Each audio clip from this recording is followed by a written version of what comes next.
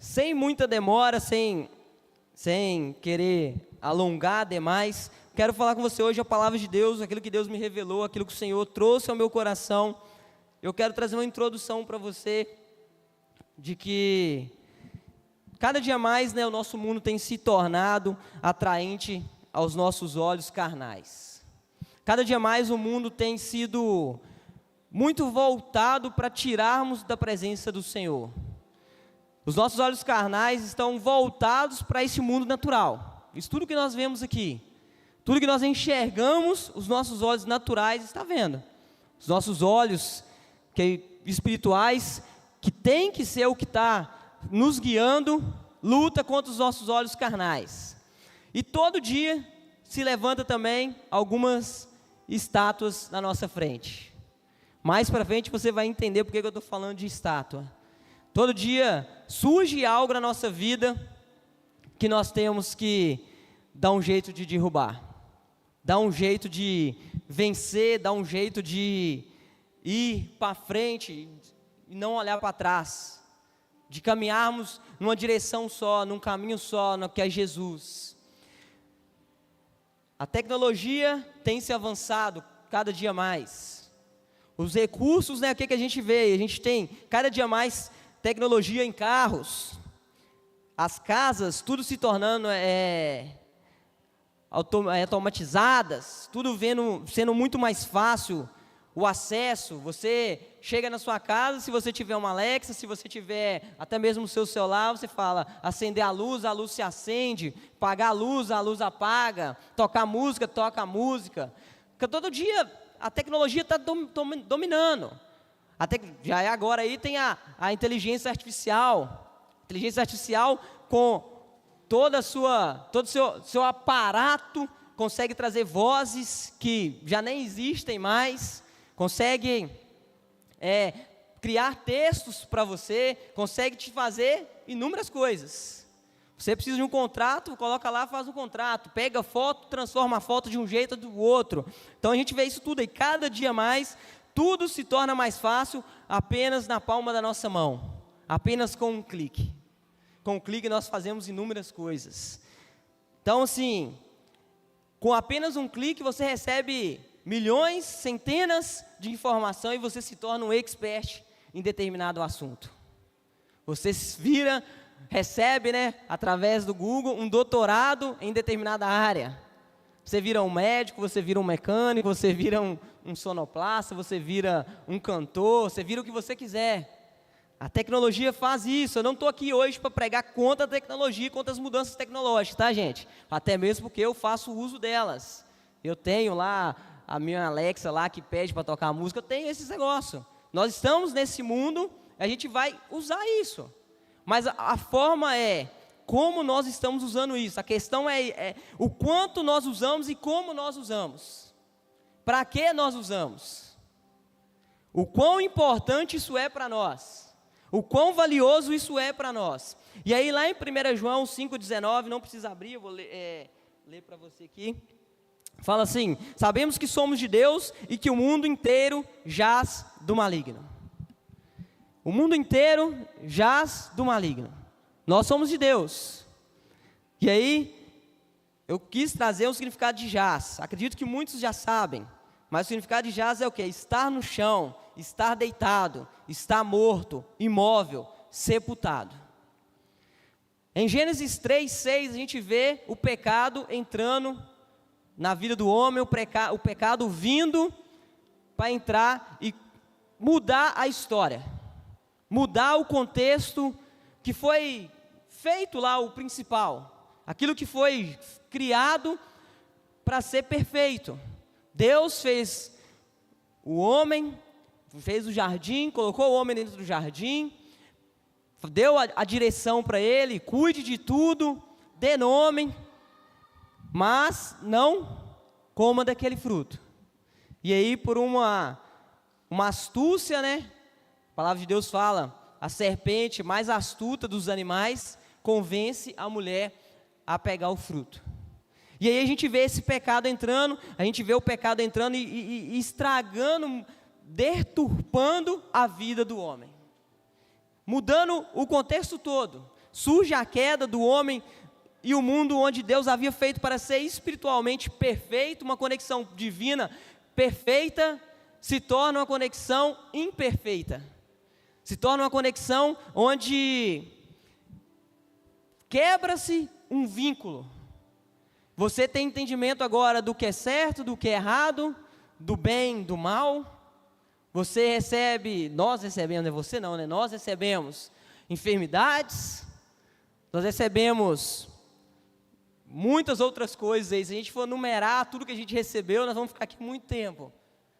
Mas o mais principal que nós recebemos foi a intenção e o desejo, né, de fazer o errado. E aí nós temos a escolha.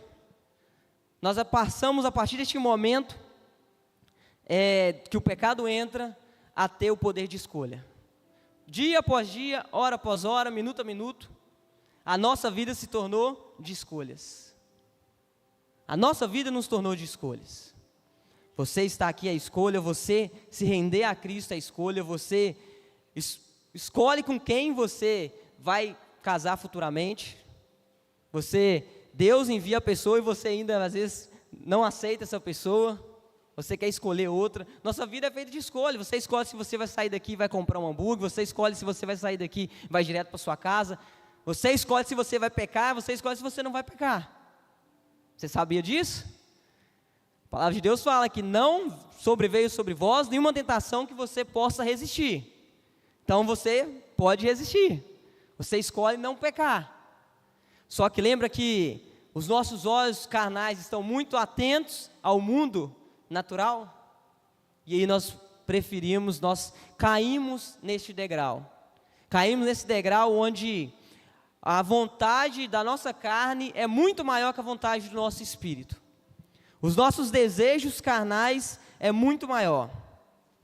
E aí dentro desse contexto todo do homem, do pecado vindo, da vida do homem mudando, nós nos vemos numa difícil missão de se conectar a Deus novamente para ser um único propósito. A nossa maior dificuldade como cristão é qual? É estarmos conectados com Deus. É estarmos numa ligação de propósito do Pai.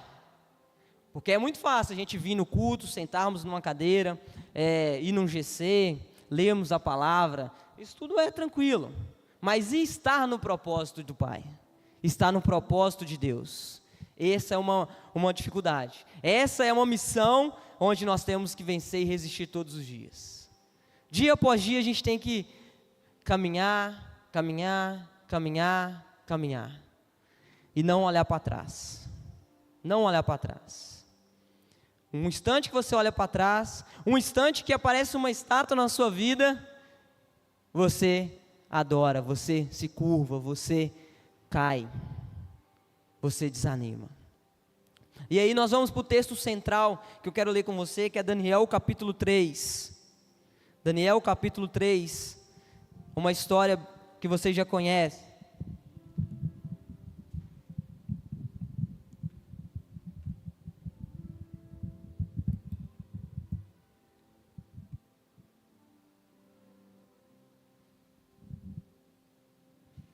Uma história que você já conhece, mas que tem muito ensinamento. Tem muita coisa de Deus. Daniel capítulo 3. Nós vamos ler a princípio do 1 ao 6. Amém?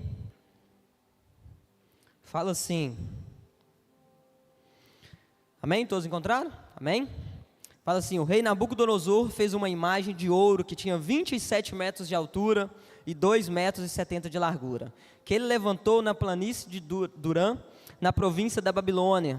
Então o rei Nabucodonosor mandou reunir os sátrapas, os prefeitos, os governadores, os juízes, os tesoureiros, os magistrados, os conselheiros e todos os oficiais das províncias para que viessem à cerimônia de inauguração da imagem que o rei Nabucodonosor tinha levantado.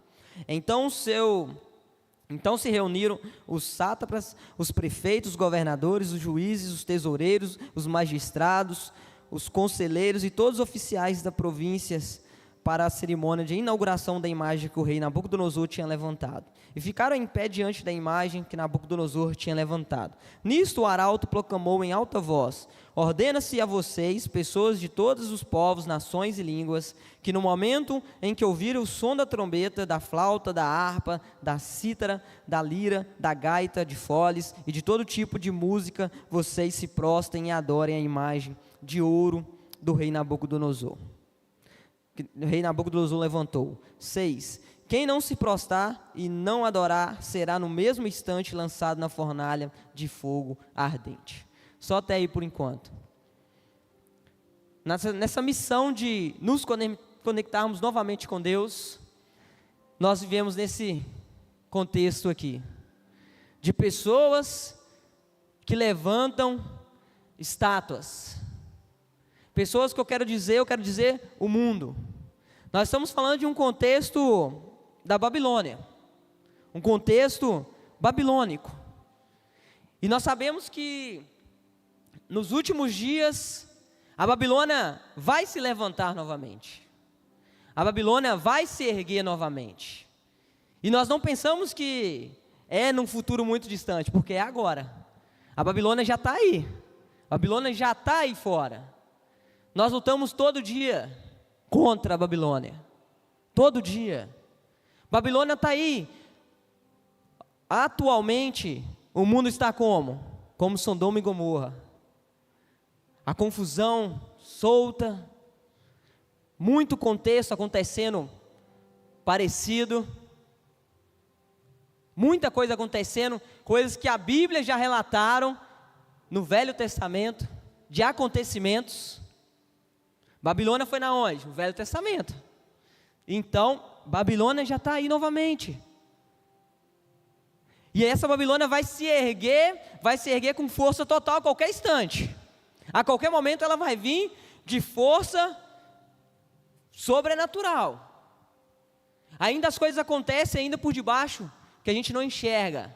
Nossos olhos carnais estão adaptados a viver neste mundo natural, a viver nesse contexto que para nós tem sido normal, de tudo que tem acontecido. Não, é assim mesmo, é dessa maneira mesmo.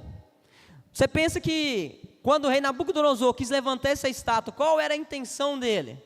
Além de mostrar a sua superioridade, era demonstrar que todos deveriam adorar unicamente a ele. É o desejo da Babilônia. É o desejo de Satanás. Satanás, desde o início, da criação, da rebelião de Lúcifer, qual que era a intenção dele? Ser adorado. Babilônia quer ser adorada. Babilônia vem de forma atraente. Nós lemos aqui que era o quê? Uma estátua de ouro que tinha 27 metros de altura e 2,70 metros de largura. 27 metros de altura. Nós podemos pegar esse púlpito aqui, esse altar aqui com 15 metros. Aqui tem 15. Nós olhamos no primeiro momento, agora nós já acostumamos, já falamos, não, agora está pequeno já.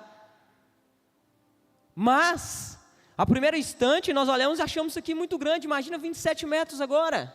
Uma estátua de 27 metros. Babilônia vem com algo atraente. A Babilônia vem com coisa requintada. Ouro. Babilônia vem. O mundo está cheio disso. E não é só para o jovem, não é só para a criança. É para todos. Todos. Todos. O mundo nos leva a ter esse consumismo, a termos esse fácil acesso, entre aspas, porque as coisas são difíceis de conquistar, obviamente, mas na nossa mente, Babilônia implanta na nossa mente que é fácil, e nos faz escravo. Fez uma estátua, queria que todos se curvassem diante dessa estátua, e queria que parecesse que isso fosse fácil.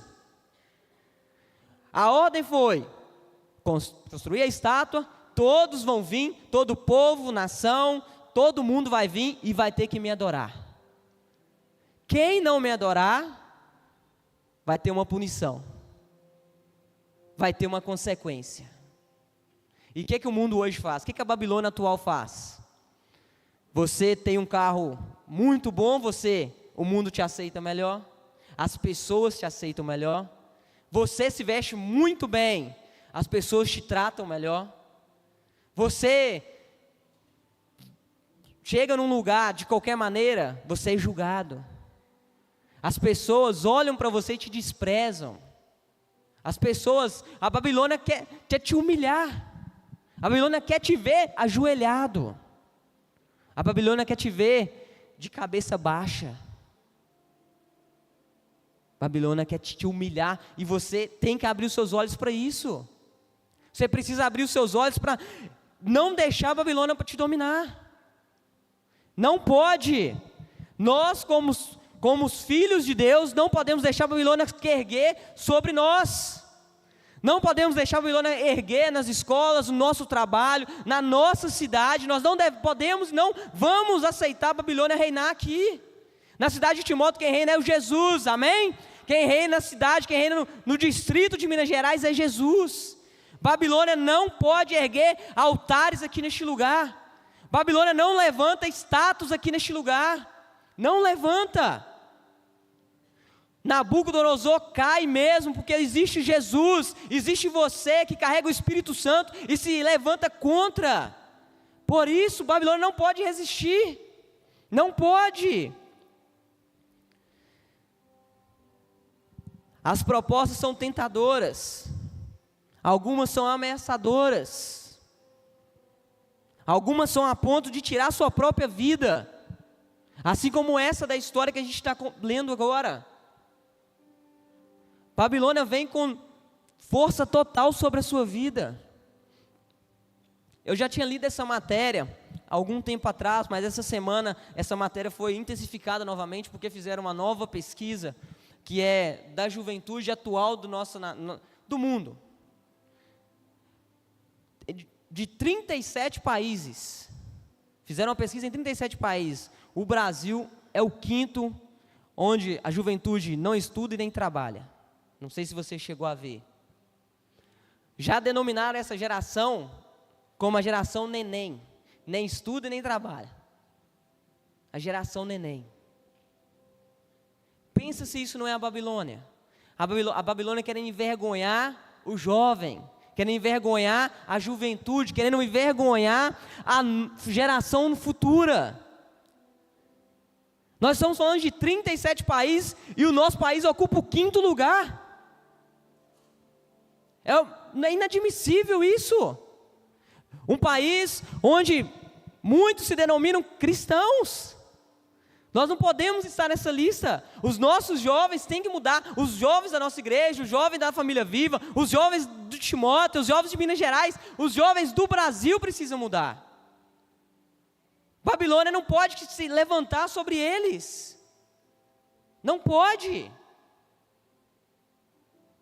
Então, se você é jovem e por algum momento passou na sua mente isso, quebra isso, não deixa isso acontecer não. Coloca a mão na sua cabeça e fala, eu vou estudar, eu vou trabalhar, eu vou ter um bom emprego, eu vou ter um bom estudo. Não deixa isso acontecer com você, não entra nessa lista não, misericórdia. Misericórdia. E nesse contexto a gente está falando de jovens. Você já sabe quem é esses 3 jovens aqui. Sadraque, Mesaque e Abednego. Você conhece a história deles. Conhece muito bem.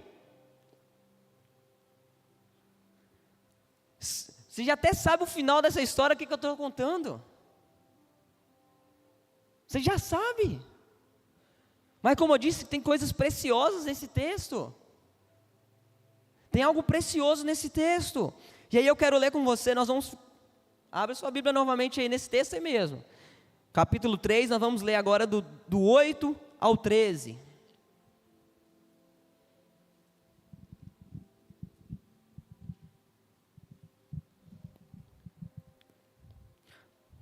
No 8 ao 13 fala assim: no mesmo instante, alguns homens caldeus se aproximaram e acusaram os judeus. Disseram ao rei Nabucodonosor que o rei viva eternamente. O Senhor o rei baixou um decreto ordenando que todo homem que ouvisse o som da trombeta, da flauta, da harpa, da cítara, da lira, da gaita, de foles e de todo tipo de música deveria se prostrar e adorar a imagem de ouro. E que todo aquele que não se prostrasse e não adorasse seria lançado na fornalha de fogo ardente. Há uns homens judeus que o Senhor, o rei pôs como administradores da província da Babilônia, Sadraque, Mesaque e Abednego. Esses homens fizeram pouco caso do Senhor, o rei, não prestam culto ao Deus do rei, nem adoram a imagem de ouro que o Senhor levantou.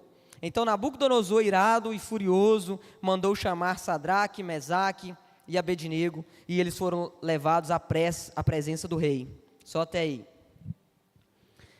Olha aí. A gente está nesse contexto aqui agora, onde foi tocado a flauta, foi tocado os instrumentos, foi tocado tudo. E aí eu quero abrir um parênteses para você aqui agora. Nós sabemos que a adoração atrai a presença do Senhor. Não é isso que nós vemos na Bíblia, não é isso que nós aprendemos lendo a palavra de Deus. Nós sabemos que quando Davi tocava, o espírito que perturbava, assolava Saul, saía. E aí nós vemos agora um contexto babilônico sendo levantado dentro de quê? Adoração. Dentro de um contexto onde era tocado flautas, os instrumentos, gaitas de foles, era tocado os instrumentos. Para haver adoração, para se prostrarem, se curvarem na Babilônia. E aí o mundo, a Babilônia, pega os mesmos contextos de Deus e invertem. A Babilônia muda o contexto. A Babilônia quer pegar aquilo que é verdadeiro e se transformar numa mentira que para ela, na Babilônia, é verdade. Quer trazer um contexto que, ao olhar natural, está tudo normal. Babilônia quer te enganar. Babilônia quer cada dia mais te ludibriar. Nós sabemos que o inimigo está onde? Ao nosso derredor, bramando como leão, só esperando a oportunidade. E aí, uma outra coisa que a gente vê aqui, aí a gente vai usar o famoso X9, né? O contexto X9, que a gente vê aqui no versículo 8. No mesmo instante, alguns homens caldeus se aproximaram e acusaram os judeus. Disseram ao rei Nabucodonosor, entregaram Sadraque, Mesaque e Abednego. Entregaram os judeus, aqueles que serviam um único só Deus. Aqueles que sabiam quem era o verdadeiro Deus, quem era o rei que eles deveriam se prostrar. Nós vemos aqui que sempre vai ter alguém te observando. Sempre vai ter alguém te observando. Seja você fazendo certo ou você fazendo errado. E muitas vezes, quando você estiver fazendo certo, vão te acusar. As pessoas vão te acusar porque você está fazendo certo. Na Babilônia é assim. A Babilônia é dessa maneira. Se você faz o errado na Babilônia, ninguém te julga. Você é mais um que está no meio de todos, no meio da galera, fazendo, seguindo tudo aquilo que a Babilônia quer que você faça. Mas se você faz o diferente, se você faz o certo, vão te acusar. Vão te acusar. Quem aqui está pronto para ser acusado? Quem aqui está pronto para ser julgado pelas outras pessoas porque você faz o certo? Quem? Eu sempre falo com os adolescentes, você tem que ser luz na sua escola lá. Você tem que ser a luz lá no meio da roda dos seus amigos. Quando começar aquela conversa que não é para a sua idade, aquela conversa que não faz parte do seu convívio, do seu contexto, você tem que, na hora, parar. E aí eu falo a mesma coisa para você, que é adulto, você que trabalha, um contexto totalmente diferente dos adolescentes, você precisa ser luz lá. Você precisa enfrentar tudo que tem sido levantado lá no seu trabalho, onde você estiver na sua casa, você tem que trazer a verdade, trazer a luz. Ser luz para aqueles que precisam de luz. Você precisa ser como Sadraque, Mesaque e Abednego. E aí no versículo 12 também que a gente leu aqui, fala o quê? Falam que eles eram administradores. O rei Nabucodonosor tinha colocado 3 homens judeus como administradores lá numa província da Babilônia. A gente vê que eles tinham um cargo a zelar, entre aspas, né? Eles tinham uma função. Eles trabalhavam na Babilônia. Eles tinham uma função naquele império babilônico. Rei Nabucodonosor escolheu eles. Se escolheu eles é por quê? Porque eles se destacaram, nós sabemos. Um pouco mais para trás a gente vê esse contexto deles se destacando, deles lá sendo separados, deles se desenvolvendo mais que os outros. Então houve uma confiança do rei neles. E aí o rei o escolheram para eles poderem fazer alguma coisa, para eles trabalharem. Então a gente vê que dentro da Babilônia, o cristão deve trabalhar. O cristão não pode ficar parado. Dentro da Babilônia, o cristão tem que movimentar, o cristão tem que fazer alguma coisa, o cristão não pode ficar parado. E Sadraque, Mesaque e Abednego não era o único de destaque dentro da Babilônia. O próprio Daniel tinha destaque. A gente vê um contexto mais para frente no Império Babilônico, outras pessoas surgindo, profetas surgindo. Então a gente vê que o cristão tem que fazer alguma coisa no Império Babilônico. Você como cristão tem que fazer alguma coisa, você tem que mover, tem que se agitar, não pode ficar parado, não pode ficar inerte, não pode ficar só deitado. Tem que mexer, tem que movimentar. E aí você quer movimentar? Quem quer movimentar? E aí a gente vai entrar naquele contexto de sair daquilo que a gente está fazendo. Sair da nossa zona de conforto, que a qualquer momento nós entramos nela. A porta, né, a chamada para essa zona de conforto é gigante. É gigante.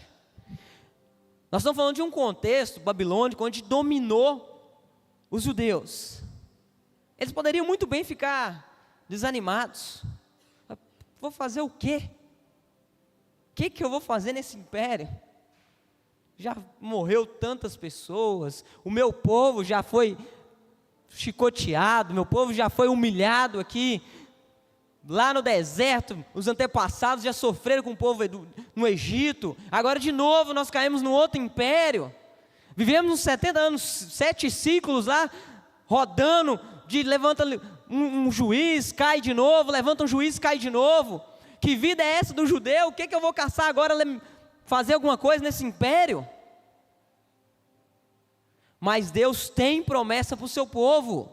Deus tem promessa para aqueles que foi chamado, para aquele que Ele escolheu.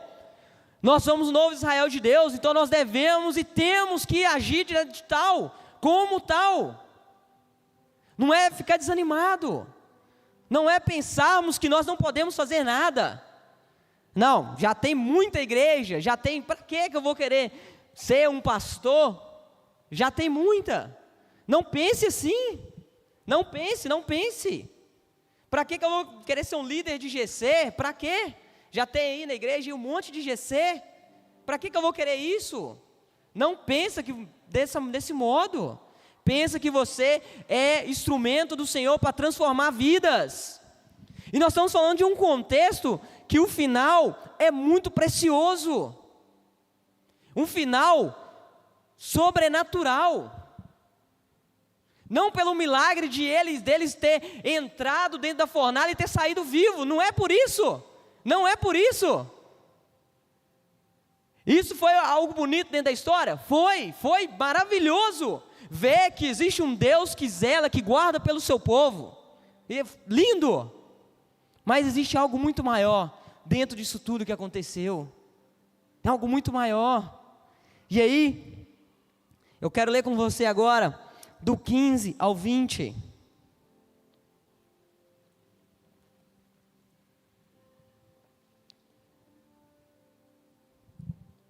Do 15 ao 20 fala assim: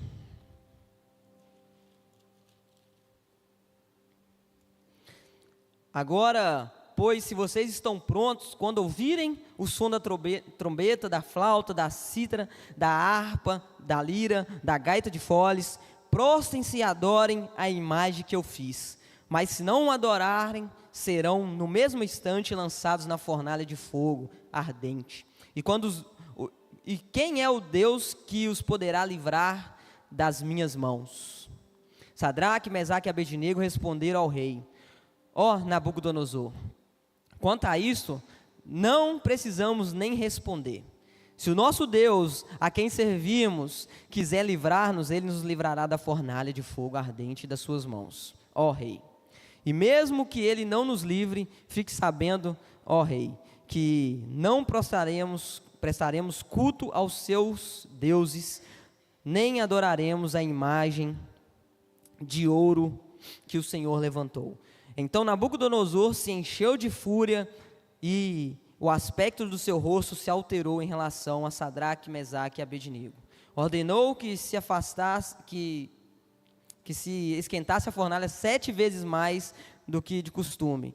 Ordenou aos soldados mais fortes do seu exército que amarrassem Sadraque, Mesaque e Abednego e os jogassem na fornalha de fogo ardente. Só até aí. A gente vê aqui nesse contexto aqui, caminhando aqui mais para frente, uma segunda tentativa de corromper Sadraque, Mesaque e Abednego. Uma segunda tentativa de fazer com que eles saíssem do propósito deles. E aí lembra que eu disse que muitas das vezes Babilônia vem com coisas atraentes e coisas que são ameaças sobre a nossa vida? Mais uma vez ele deixa bem clara essa ameaça. Vocês terão uma segunda chance, se vocês não se curvarem, se vocês não me adorarem, vão ser jogados na fornalha. E detalhe, tá? Vai aquecer mais.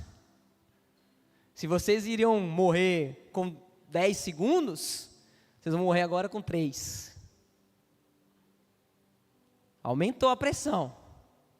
Aumentou a tentativa de tirar os 3 do propósito. E aí algo que me chamou a atenção, dentro desse texto que a gente leu, é essa certeza de Sadraque, Mesaque e Abednego. A certeza deles de que, se o nosso Deus, a quem servimos, quiser livrar-nos, Ele nos livrará da forma que Ele quiser e das mãos do rei. Essa certeza, essa convicção de que se salvasse estava bom e se não salvasse estava bom também. Independente do que acontecesse, eles sabiam quem era Deus na vida dele. Eles sabiam que Deus estava com eles.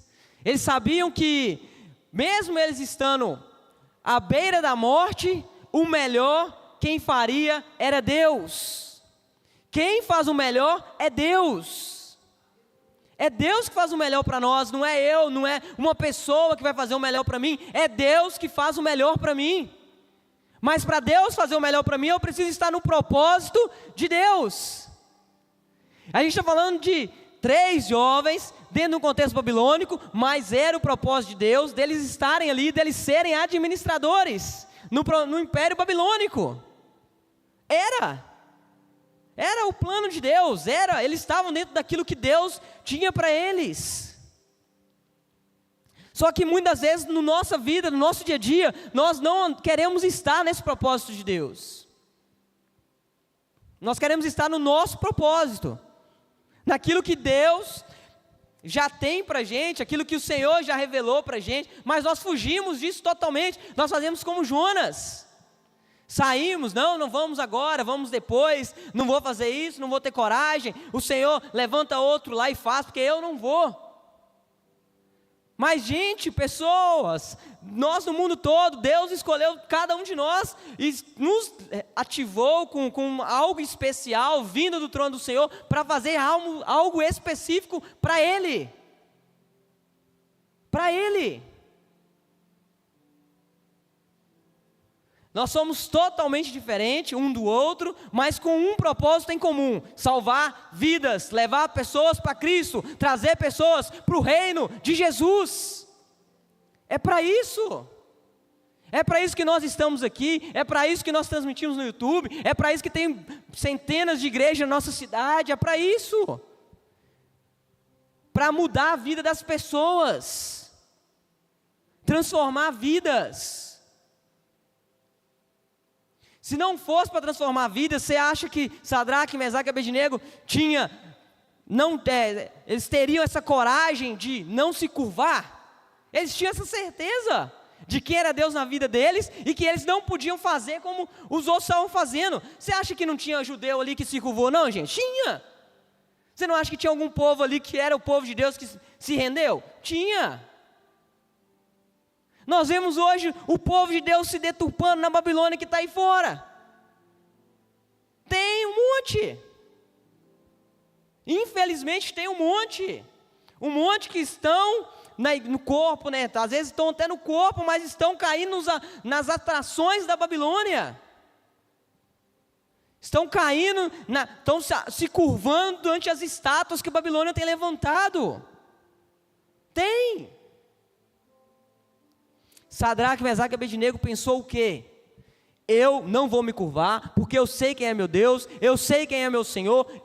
Quer fazer? Faça. Eu não sei o que vai acontecer. Quer me jogar no fogo? Joga no fogo. Mas o Senhor, se quiser me tirar da tua mão, vai tirar. O Senhor, se quiser me salvar, vai salvar. Mas eu não vou me curvar. Eu vou ser exemplo na minha geração. Eu vou ser exemplo no meu trabalho. Eu vou ser exemplo na minha casa. Eu vou ser exemplo em qualquer lugar que eu estiver. Eu não vou me curvar.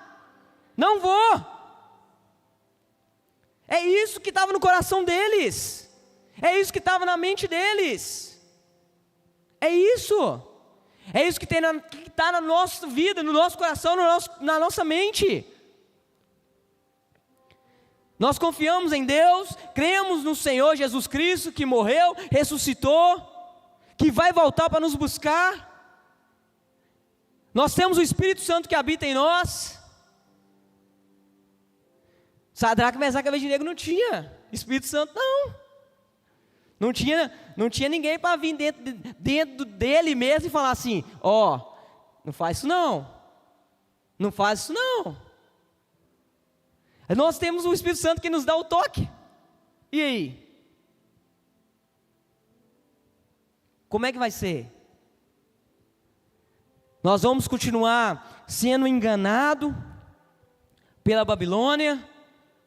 Ou vamos deixar o mundo impactado conosco? Carta de Paulo a 2 Timóteo, capítulo 2, versículo 11 e 12, fala assim: fiel é esta palavra, se já morremos com Ele, também viveremos com Ele. Se perseverarmos também com Ele, reinaremos. Se o negarmos, Ele, por sua vez, nos negará. Se a gente negar, Ele nos negará. Se nós morremos com Ele, ressuscitamos com Ele. Eu não quero ser negado. Acredito que todos aqui também não querem. Quem está nos assistindo também não quer. Mas a palavra é clara: se negarmos, Ele nos negará.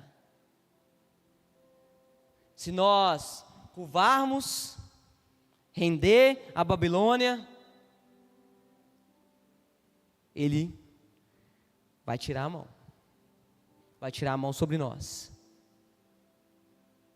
Ele vai se afastar de nós. É algo forte. Algo forte. A gente pensa que Deus está sempre olhando por nós, está sempre com vamos usar esse contexto, né? A atenção voltada para nós. Eu acho que esse pensamento a gente está enganado. Lendo isso aqui, eu acho que muitas vezes a gente nos engana. Acho que muitas vezes nós temos essa mente de que, não, Deus está sempre comigo. Deus está sempre do meu lado. Eu posso fazer o que eu quiser que Deus está comigo. Eu posso ir em qualquer lugar que Deus está comigo.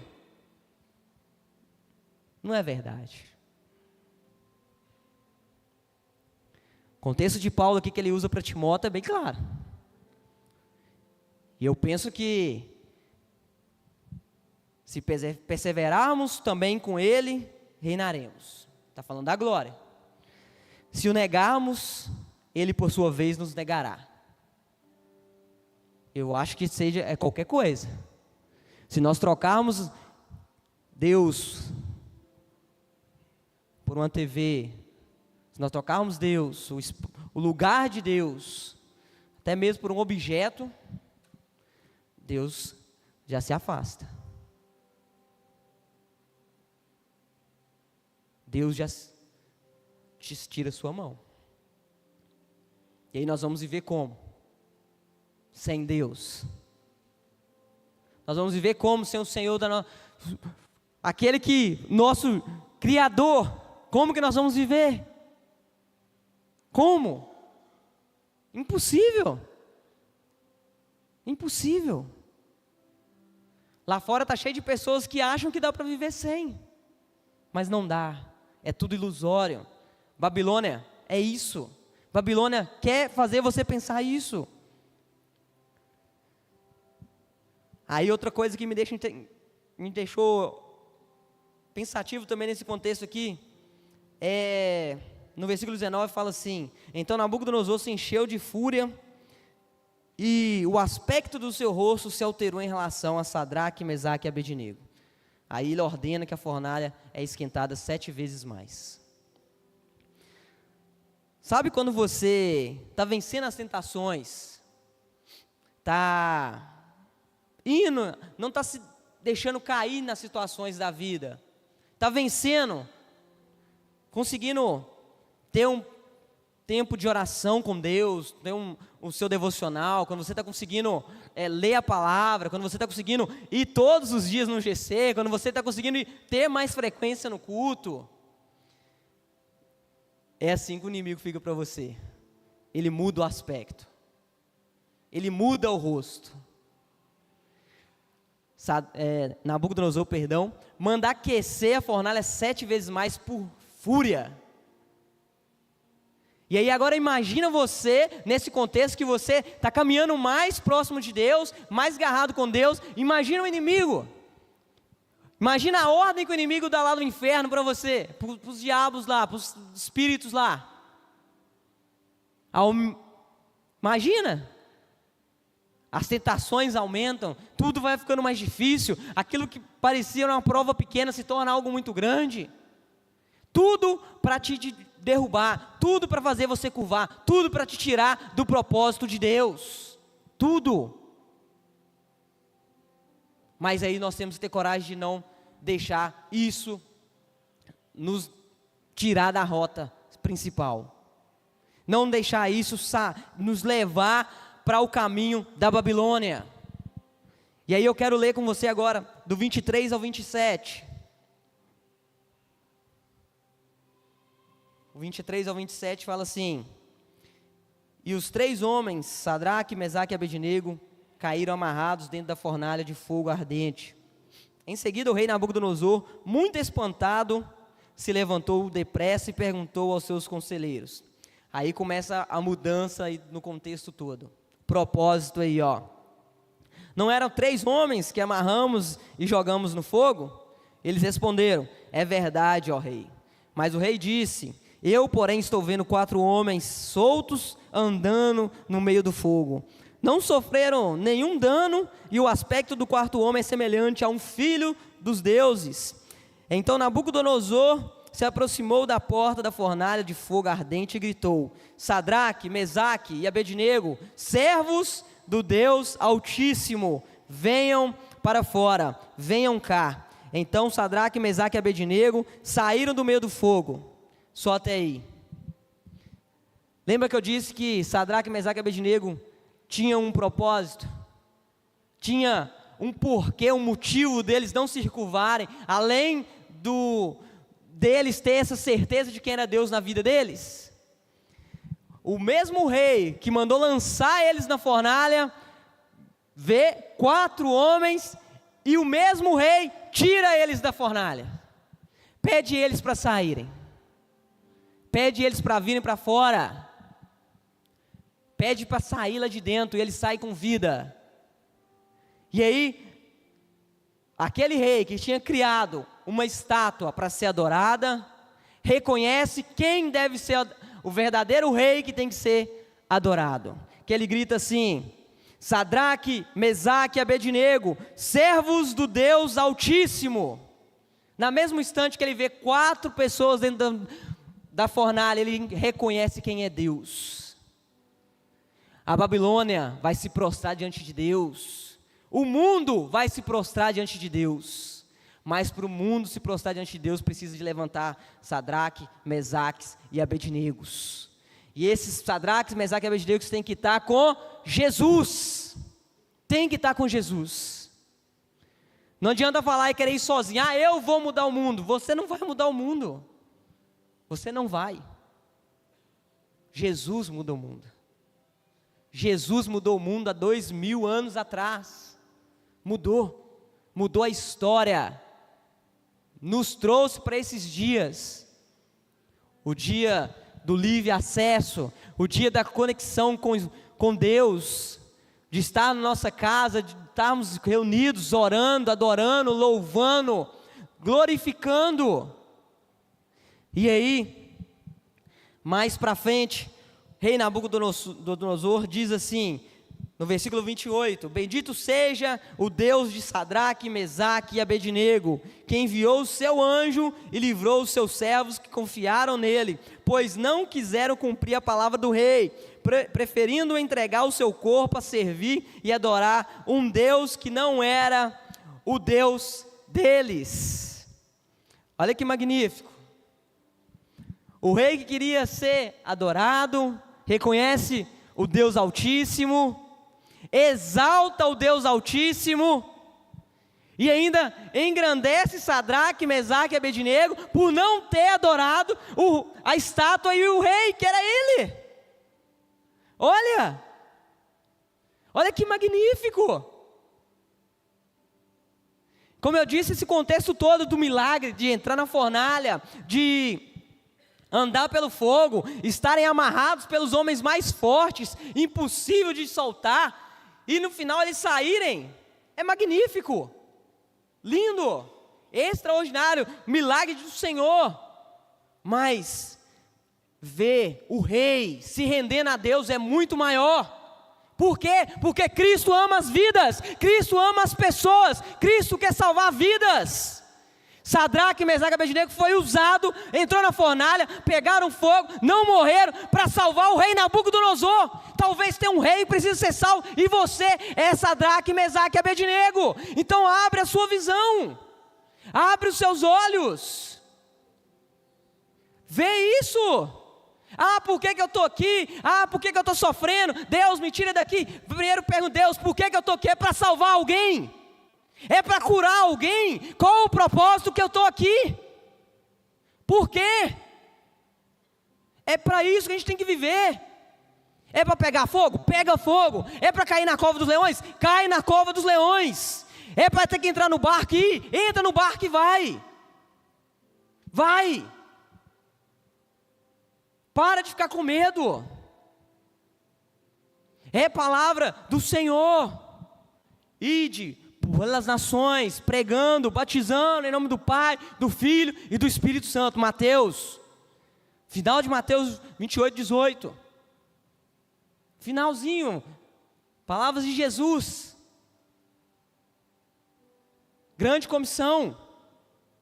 E aí, eu quero caminhar para o final com você. Um rei que estava obcecado para ser autoridade, se curva à maior autoridade que existe, que é Deus.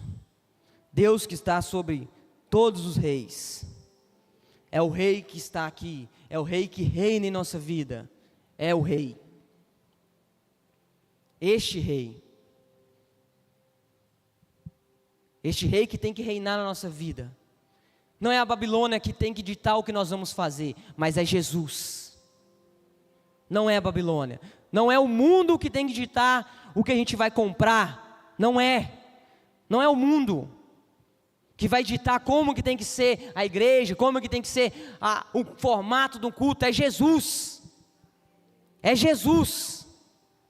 Porque tudo é para Ele, tudo é dEle, tudo é feito para a honra e glória dEle. Nada é para ninguém, nada é para nós.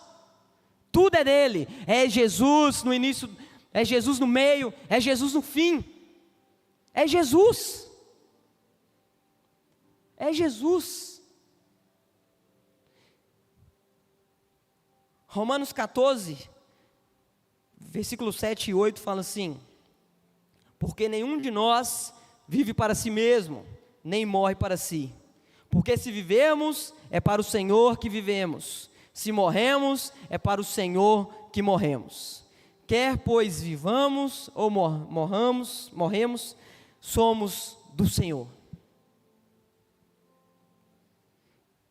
Você tem coragem de dizer isso? Você tem coragem de afirmar isso na sua vida? Tem coragem de ler palavras de Paulo, carta de Paulo aos Romanos. Paulo, um grande homem, um exemplo de homem, um exemplo de apóstolo, andou aí a pé, barco, cavalo, pregando o evangelho. Final da sua vida, preso, sofrendo,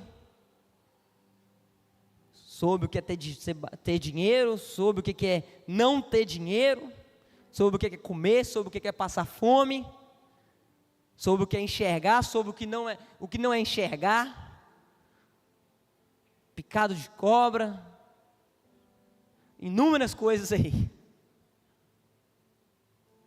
E ele escreve essa carta, esse trecho: porque nenhum de vós vive para si mesmo, nenhum de nós vivemos para nós, nenhum de nós. Nós queremos ter as melhores coisas, queremos ter melhor casa, melhor roupa, melhor carro, melhor aparelho de telefone, queremos comer bem, queremos ver tudo do bom e do melhor. Não estou falando que é errado, mas o quanto isso vai glorificar a Deus. Não estou falando que é errado ter, mais uma vez eu repito. Até mesmo porque o povo de Deus tem que ter coisas boas. A palavra de Deus nos mostra que o povo tinha coisas boas. O povo saiu do Egito com um monte de ouro. O povo saiu do Egito com um monte de ouro. Nós vimos também os patriarcas, todos bem prósperos. Mas a questão é, quanto isso glorifica a Deus, se nós não vivemos para nós? Se nós não vivemos para nós.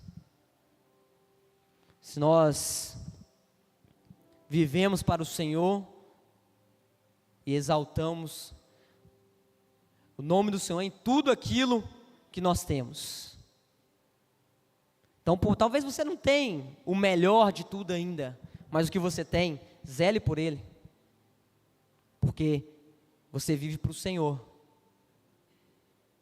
Você vive para o Senhor.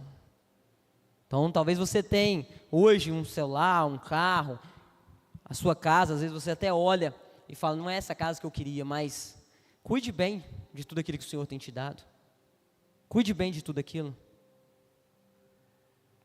Cuide bem.